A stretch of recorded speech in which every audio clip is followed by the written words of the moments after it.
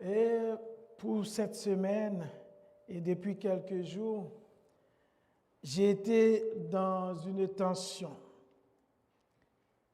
Suis-je obligé d'aborder avec vous le thème de cette année qu'on trouve dans Jérémie 29, verset 11, ou encore, suis-je obligé pour ma première de cette année de vous faire des vœux pour 2026.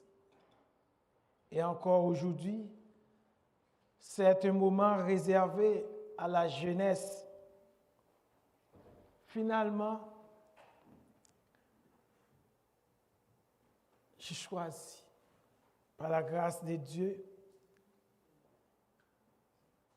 d'aborder le sujet sur les vœux. Et le sujet de ce matin, c'est un vœu et une prière pour cette nouvelle année.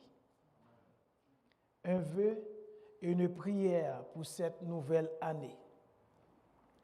Lisons ensemble la parole de Dieu qu'on trouve dans Romains chapitre 15, verset 1 jusqu'au verset 7. Romains chapitre 15, verset 1er jusqu'au verset 7. Nous qui sommes forts, nous devons supporter les faiblesses de ceux qui ne le sont pas et ne pas nous complaire en nous-mêmes. Que chacun de nous complaise au prochain pour ce qui est bien en vue de l'édification.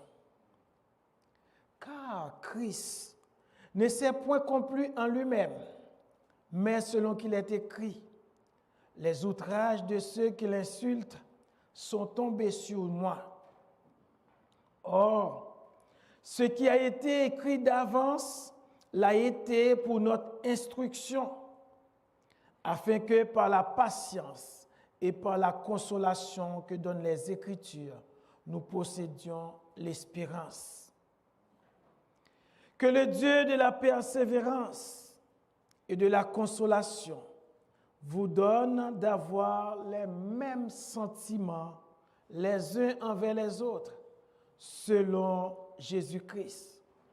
Que le Dieu de la persévérance et de la consolation vous donne d'avoir les mêmes sentiments les uns envers les autres, selon Jésus-Christ.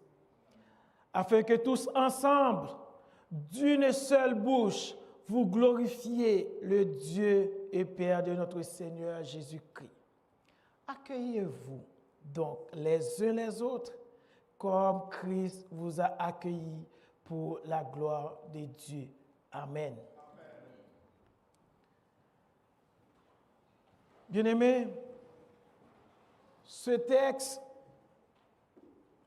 que je viens de lire, les versets 1 à 7, est un texte riche en bénédictions. Déjà dans le premier verset, il est dit qu'il y en a qui sont forts et d'autres qui sont faibles. Mais les forts doivent supporter les faibles. Au verset 3 même, nous avons l'exemple de Jésus-Christ lui-même. Et le verset qui nous intéresse ce matin, même si on trouve une partie de ce verset, déjà dans le verset 4, c'est le verset 5. Un vœu et une prière. Que le Dieu de la persévérance et de la consolation, le Dieu de la persévérance et de la consolation, c'est Dieu que nous servons, qu'il vous donne d'avoir les mêmes sentiments les uns envers les autres. Bien-aimés frères et sœurs, nous sommes appelés à vivre en communauté, à vivre en tant que des frères et des sœurs dans l'Église. Car l'Église dans laquelle nous vivons aujourd'hui, c'est le type même de cette famille. où Dieu est le Père, Jésus-Christ notre grand frère, et nous sommes les frères et sœurs. Vivre dans une communauté, dans une famille, où nous devrions avoir les mêmes sentiments les uns envers les autres. Nous avons lu le verset 15 dans la version de Louis II. Selon moi, il semble qu'il y ait une erreur de traduction, car le terme grec hyponomné devrait être traduit par patience, au lieu que hyponomos, ça devrait être traduit par patience. Que le Dieu de la patience et de la consolation vous donne d'avoir les uns envers les autres les mêmes sentiments selon Jésus-Christ. Si nous mettons avant tout l'accent sur Dieu dans ce texte, c'est que ici on nous parle du Dieu de la patience et du Dieu de la consolation. Dieu, il est patient.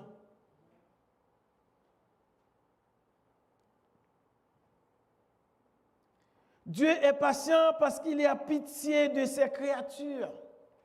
Et Dieu veut les laisser le temps de se repentir. Voilà la patience de Dieu envers nous. Et cette patience est une forme d'amour de Dieu. Si Dieu est patient envers moi, si Dieu est patient envers vous, c'est parce que Dieu vous aime. Dans 2 Pierre chapitre 3, verset 9, il est dit, « Le Seigneur ne tarde pas dans l'accomplissement de la promesse, comme quelques-uns le croient. » Nous aimerions que Christ revienne aujourd'hui. Mais Dieu garde encore patience. Mais il use de patience envers vous, ne voulant pas qu'aucun périsse, mais voulant que tous arrivent à la repentance.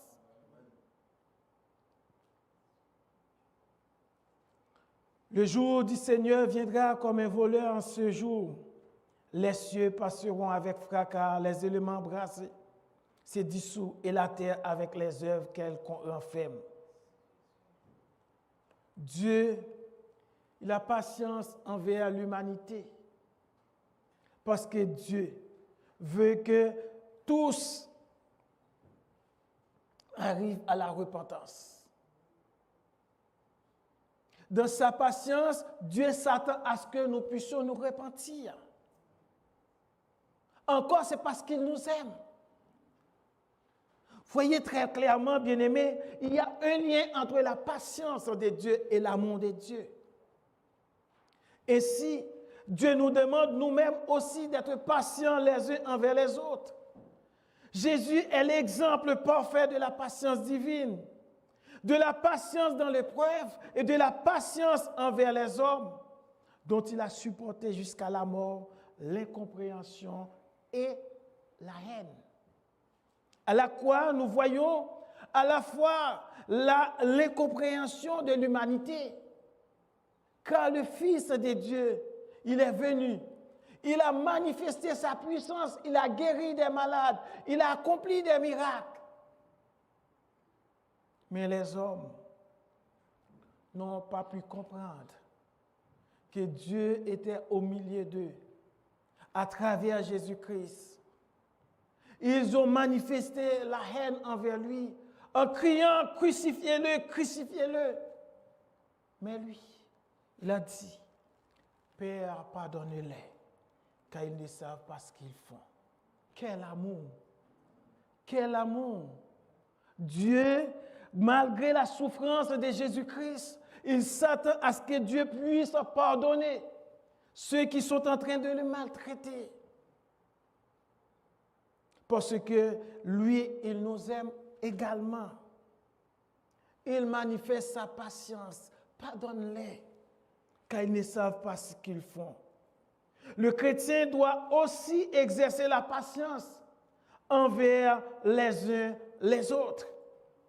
Et cela pour répondre à la patience de Dieu à son égard. Si Dieu est patient envers moi, en conséquence, moi aussi, je dois être patient envers les autres. Matthieu 18, verset 29. Son compagnon se jetant à terre, le suppliant, disant, aie patience envers moi, et je te payerai. L'autre, il s'attend à ce que son compagnon ait patience. Attends quelques jours, attends quelques semaines, attends quelques mois. Aie patience envers moi. La patience est une forme essentielle de l'amour fraternel également. Si Dieu nous aime, il manifeste sa patience envers nous. Nous, lorsque nous manifestons notre patience envers nos frères et sœurs, nous montrons à notre frère que nous l'aimons. Un vœu, une prière. Que vous ayez la patience les uns envers les autres. Dans 1 Thessaloniciens 5, verset 14, il est dit, « Nous vous en prions aussi, frères, avertissez ceux qui vivent dans les désordres, consolez ceux qui sont abattus, supportez les faibles, usez de patience envers tous. » Moi, l'exemple que je donne à travers cela, dans cette patience, c'est que quelqu'un qui a ma taille et un petit enfant qui mesure à peu près 1 mètre, si on fait la route ensemble, je devrais être patient envers lui. Parce que mes 5 pas vaut ces 10 pas. Donc, qu'est-ce que je dois faire? Est-ce que je dois continuer à faire mes 5 pas comme je le faisais d'habitude? Non. Je dois me ralentir pour marcher à son rythme. Bien-aimés, ce matin, ce Dieu de patience qui nous demande de manifester notre amour les uns envers les autres, s'attend à ce que le pasteur soit patient envers les fidèles, que les ouvriers soient patients envers les membres. Dieu s'attend à ce qu'il y ait de la patience au sein de son Église, parce que lui, il est patient envers nous. Si Dieu s'attend à ce que tout le monde puisse venir à la repentance, bien-aimés frères et sœurs, le frère, la sœur peut faire quelque chose qui nous déplaise, mais nous devons manifester de la patience envers l'autre. Car Jésus-Christ a dit, pardonnez-les car ils savent pas ce qu'ils font. Il s'attend à ce que ces gens-là puissent venir à la repentance. Et c'est pareil au sein de l'Église. Un peu de patience envers l'autre. Oui, supportez-les, les faibles. Usez de patience envers eux. Car si nous sommes assez forts, nous avons assez de force et de vigueur, de rapidité. Mais l'autre, sachez-le, lui, il est à ses débuts. Il faut avoir de la patience envers lui. Ce Dieu de la patience est aussi le Dieu de la consolation. En ce monde incapable de consoler, selon le psalmiste, dans Psaume 69, verset 21, l'opprobre me brise le cœur et je suis malade. Le psalmiste, il est en train de crier. L'opprobre me brise le cœur et je suis malade. J'attends de la pitié, mais en vain. Des consolateurs, et je n'en trouve aucun. C'est lui qui est malade. C'est lui qui a le cœur brisé. Il s'attend à être consolé. Mais il cherche la consolation au sein de l'Église, au sein des frères et sœurs. Mais il n'en trouve pas, malheureusement. Dans l'épreuve, nous avons besoin d'un Dieu consolateur. Oui, Nous avons besoin d'un Dieu consolateur. Le psalmiste l'a dit, s'il ne trouve pas la consolation auprès des frères et sœurs, mais il le cherche auprès de Dieu. Psaume 71, verset 21. Relève ma grandeur. Console-moi de nouveau. Console-moi de nouveau. Ce Dieu de la consolation qui console ses enfants lorsqu'ils traversent des épreuves, lorsqu'ils sont malades, lorsqu'ils ont le cœur brisé. Ils crient « Aie pitié de moi ». Dieu, il est là pour nous consoler. Nous traversons des moments d'affliction, nous traversons des moments d'épreuve, nous traversons des moments de persécution, nous traversons des situations fâcheuses. Dieu, il est là pour nous consoler. Jésus-Christ le savait très bien. C'est pourquoi lorsqu'il allait laisser cette terre, il pensait à ses disciples. Il pensait à nous également. Et c'est pourquoi il a envoyé le consolateur. Jean 14, verset 26, le Saint-Esprit, il est le consolateur. Il est là pour nous consoler.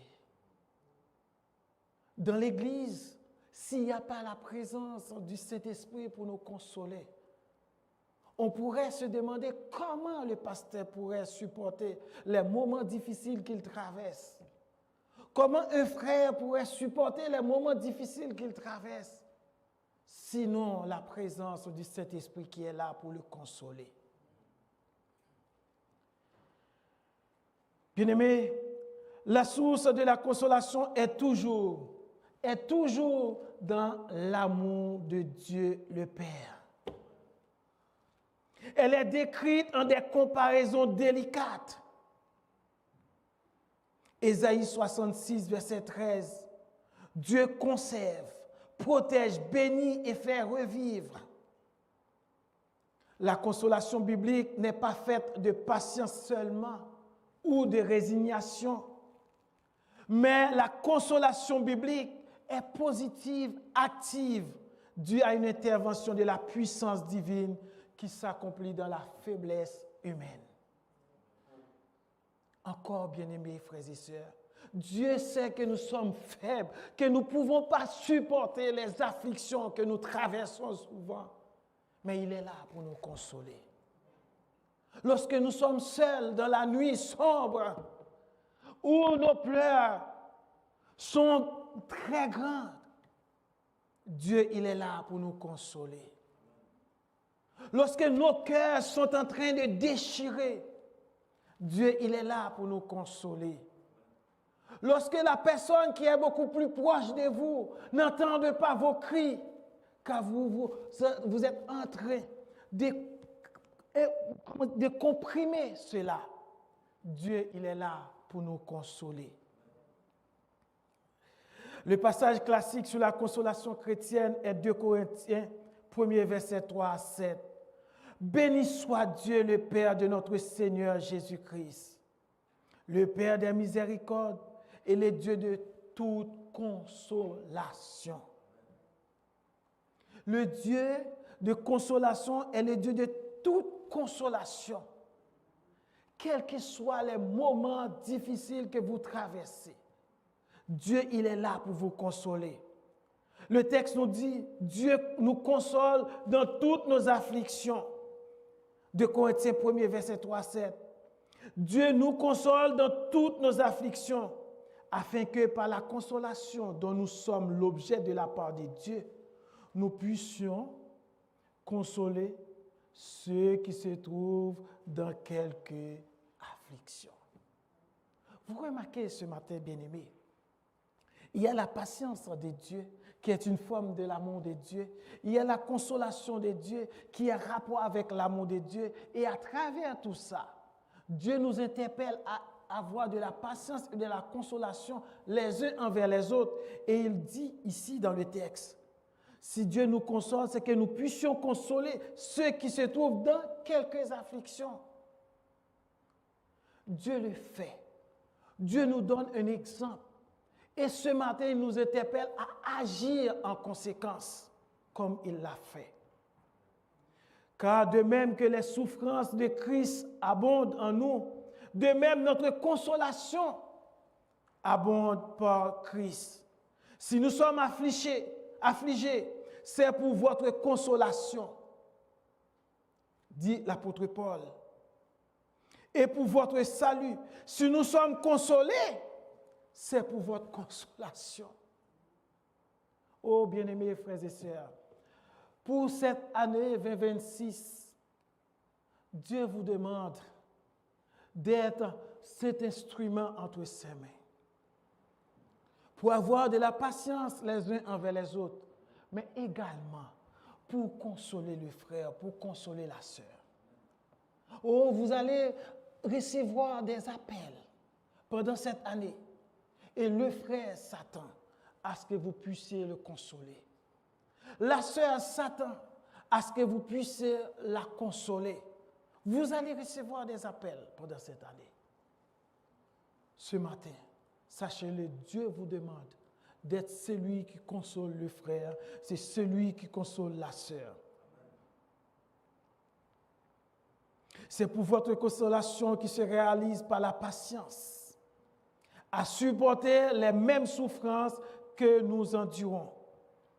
Et notre espérance à votre égard est ferme, parce que nous savons que si vous n'avez pas aux souffrances, vous n'avez pas aussi à la consolation. Si vous souffrez pour Christ, si vous aidez le frère et la sœur à porter son fardeau, Dieu il est là aussi pour vous consoler. Oui, ce matin, le texte nous dit que le Dieu de la patience et de la consolation vous donne d'avoir les mêmes sentiments les uns envers les autres. Nous venons de voir comment notre Dieu, il est un Dieu de patience, comment notre Dieu, il est un Dieu de consolation. Et tout ça parce qu'il nous aime et il nous interpelle ce matin à être des agents de patience et des agents de consolation au sein de la famille de Dieu, au sein de l'Église. Maintenant, bien-aimés frères et sœurs, parlons des sentiments selon Jésus-Christ. Il s'agit au moins je vous dis, de ces 4 sentiments. L'humilité, la compassion, la joie et la paix. Oh, au sein de cette Église cette année, il faut qu'il y ait un peu d'humilité, de la compassion les uns envers les autres, la joie qui déborde entre les frères et sœurs, la paix entre nous. Pourquoi ces 4 sentiments? Avant de parler davantage de l'humilité des uns envers les autres, il faut dire, c'est uniquement de nos relations avec Dieu que peut naître notre humilité. Si entre nous et Dieu, il n'y a pas cette relation bénie, il ne peut pas y avoir d'humilité dans notre cœur. Dieu infini devant nous qui sommes finis, selon le psaume 8, verset 25. Dieu saint devant nous, pécheurs. Nous devons manifester une certaine humilité devant Dieu. Parce que nous n'avons pas le droit de nous approcher de Dieu. Car Dieu, il est Dieu. Mais nous devons nous approcher de Dieu en toute humilité. Dieu sauveur qui prend l'initiative de sa réconciliation avec nous. Dieu bon qui nous comble de grâce imméritée. Dieu Père qui nous associe à son œuvre d'amour pour l'humanité. Ah, bien-aimés frères et sœurs, qui sommes-nous? L'humilité chrétienne n'est pas plus la fausse modestie que le découragement, la méconnaissance de notre valeur ou l'abandon de notre dignité. Mais par contre, l'humilité est la joyeuse acceptation de notre dépendance de fait à l'égard de Dieu. Lorsque nous vivons dans l'humilité, c'est que nous vivons dans la dépendance complète de Dieu. C'est une dépendance volontaire au service de nos frères aussi. Et cela nous libère de la satisfaction de nous-mêmes. Car nous dépendons de Dieu. Et si nous dépendons de Dieu, tout ce que nous le faisons grâce à Dieu. Donc, bien-aimés frères et sœurs, nous devons manifester une certaine humilité pour dire que ce que je le suis par la grâce de Dieu. Ce que je le fais par la grâce de Dieu. Dans Jean chapitre 13, verset 3 et verset 12, Jésus nous enseigne l'humilité dans le service et l'amour fraternel encore. Un lien entre l'humilité et l'amour fraternel, parce que ce sentiment nous lie les uns avec les autres. Et l'apôtre Paul nous montre cette humilité, vous le savez très clairement, bien-aimés frères et sœurs, où Jésus-Christ s'insère et ensuite il lave les pieds de ses disciples. Et l'apôtre Paul nous apprend ceci: ayez les mêmes sentiments les uns envers les autres. Romains 12, verset 16. N'aspirez pas à ce qui est élevé, mais laissez-vous attirer par ce qui est humble. Ne soyez pas sages à vos propres yeux. Encore. L'apôtre Paul. Autant Christ est humble de cœur, nous, il nous demande d'avoir l'humilité. Et pour avoir cette humilité, c'est lorsque nous dépendons entièrement de Dieu et nous agissons selon la puissance de Dieu et non selon nos propres forces. Car nous sommes tous des faibles devant Dieu, des incapables. Il nous prépare, il nous utilise, il se sert de nous, il manifeste sa puissance à travers nous. Souvent, certains ne se rendent pas compte de cela, que c'est la puissance de Dieu qui travaille en eux et non une puissance qu'ils possèdent qui est en train de faire quelque chose. Mais c'est la puissance de Dieu qui est à l'œuvre dans notre vie. Ayez cette humilité au milieu de vous. La compassion de Dieu, le deuxième sentiment, est sa bonté qui se meut à la vue de la souffrance et de l'angoisse des hommes. Lorsque les autres souffrent, lorsque les autres sont en proie à l'angoisse, Dieu sait de quoi nous sommes formés. Il connaît notre faiblesse, nos faiblesses. Il compatit à nos douleurs. Dieu ne reste pas insensible et sourd à nos cris de détresse. La certitude de cette compassion nous donne un sentiment de confiance et de sécurité.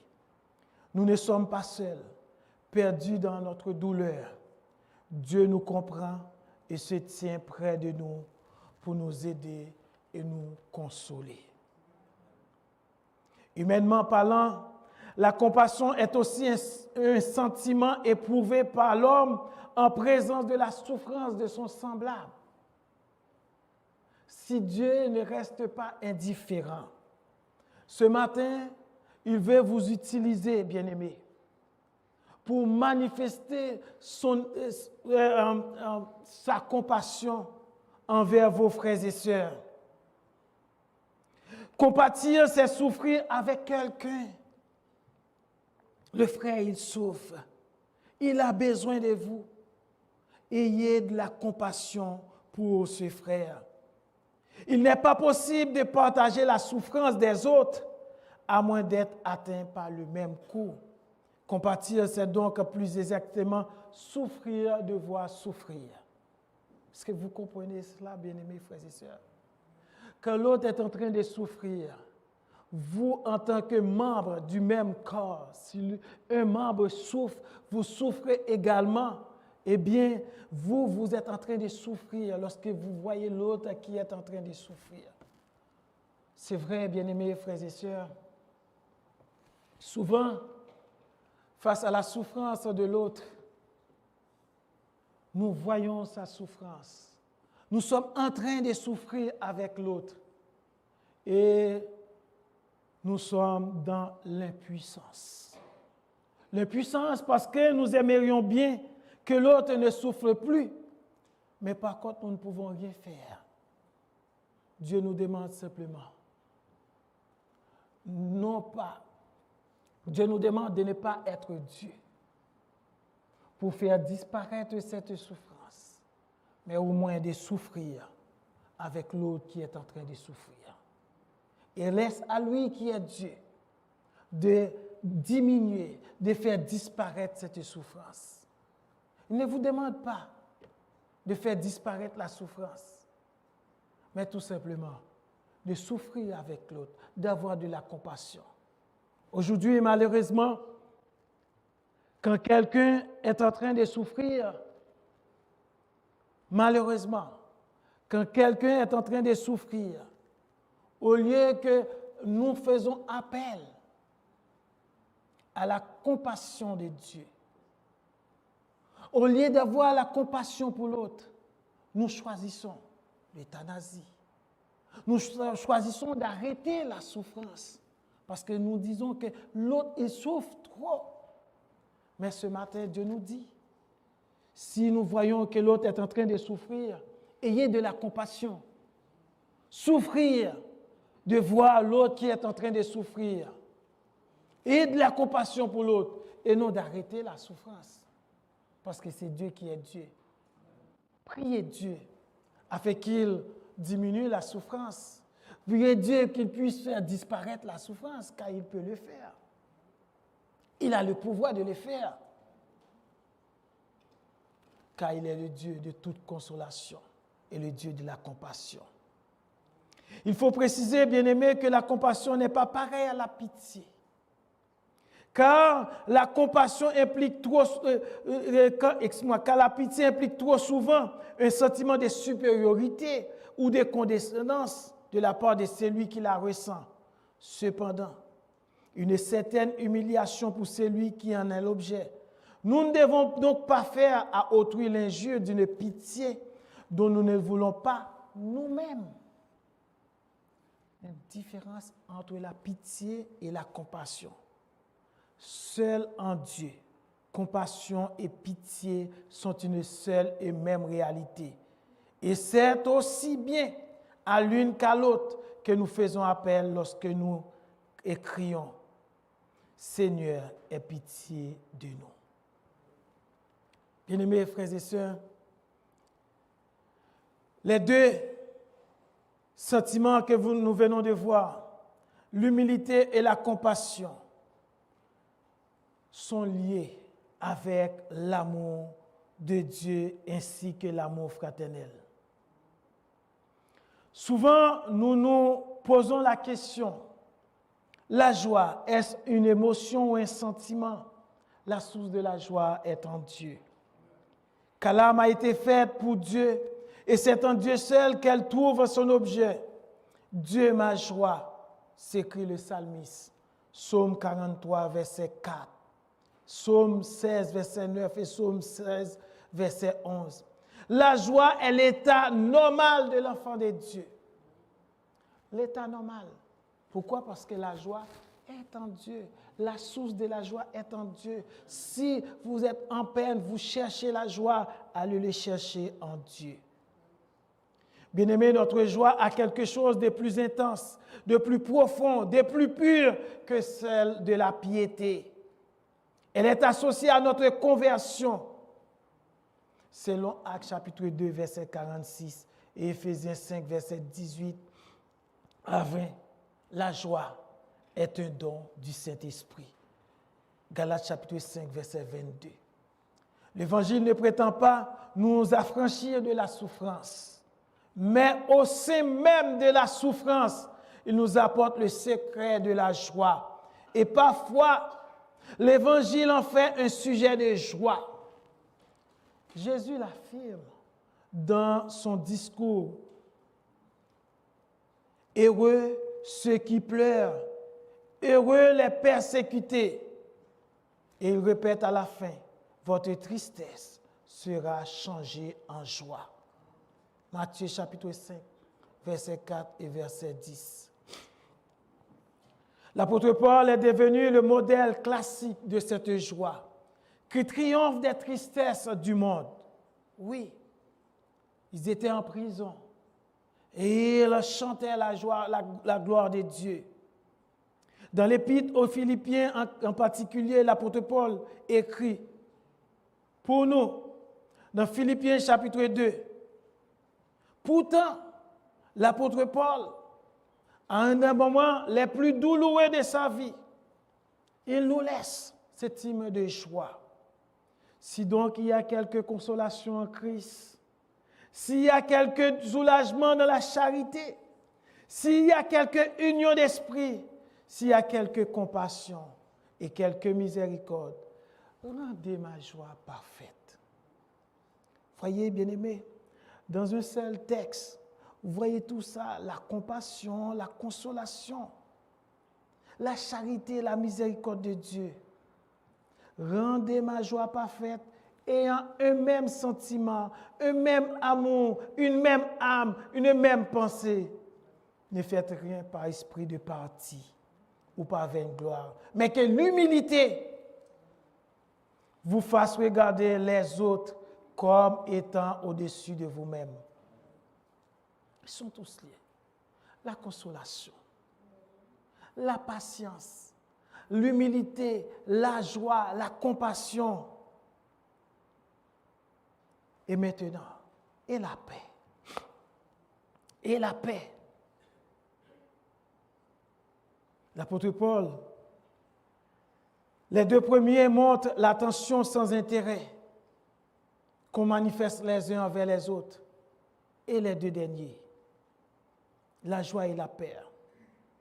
Cette prière, bien-aimée, Jésus-Christ dit, je vous laisse ma paix, je ne vous la donne pas comme le monde la donne, mais que votre cœur ne se trouble point. Croyez en Dieu, croyez en moi. Avec cette dépendance en Dieu, bien-aimé, nous allons vivre cette année de paix. De paix. Non pas parce que nous n'allons pas connaître la souffrance, la douleur, la tristesse, la désolation, le découragement, la détresse. Mais sachez-le, Dieu, il est le Dieu de la consolation. Dieu met auprès de vous des frères, des sœurs qui vont vous consoler. À travers des moments d'affliction, Dieu demande à ce que les frères et sœurs aient la compassion envers vous. Et à travers la consolation des frères, à travers la compassion des frères, en toute humilité, avec la joie, Dieu va vous accorder la paix.